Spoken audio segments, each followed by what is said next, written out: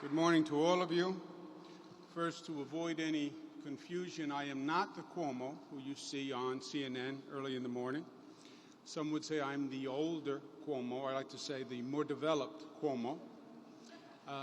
First, to Jeff Zucker, I want to applaud him and CNN for what I think is truly a provocative, intelligent piece of programming, and coupling it with this exhibit, I think, is doing the best of what communication in the media is all about, which is actually provoking the public dialogue. So I want to thank them for inviting me and applaud them for what they're doing. Mr. Kloster and the Smithsonian affiliates, thank you very much for participating in this.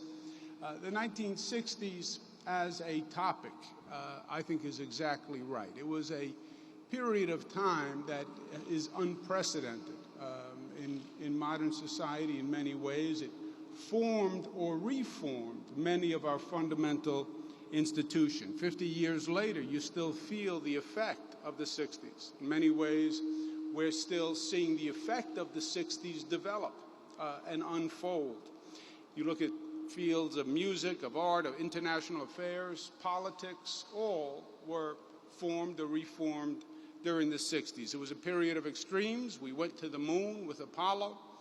Stars were born with the Beatles, and we plunged to the depths of human suffering and pain in Vietnam. New York State played a big role in the 60s. A lot of the artifacts you see here are about New York State. Woodstock was New York State. The Ed Sullivan Theater was New York State. Lucille Ball, New York State, born in Jamestown. World's Fair was New York State. And the field that I'm involved in, politics, was profoundly affected in the 60s. We made more political progress in that decade than we have made since. And really lasting change. The civil rights movement started in the 60s. It is still developing, but it started in the 60s. Stonewall movement, gay rights movement. So many of our civil rights laws, the fair housing law started here in the state of New York, then became national. The education law all started from the 60s. Women's rights really developed during the 60s. Still a topic of debate, still a topic that needs advancement. The environmental movement started right on the Hudson River at Storm King, became a national environmental movement. And the conservation movement that actually saved this building, the Grand Central Terminal, all started in the 60s. It was also a period of great political activism. And activism is the lifeblood of politics.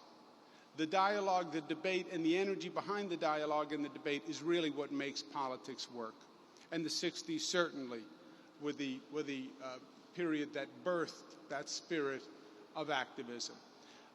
The venue and bringing the exhibition to the people and where the people are, I think is exactly right. 750,000 people go through this terminal per day. 750,000 people. So to have this exhibit here, where the people are, where they can stop, I think is a major step forward. And I again applaud CNN and the Smithsonian institutions for that kind of visionary display. Thank you for having me. I want to thank the people from the Grand Central Terminal for also participating and for their cooperation to make today possible. Thank you all.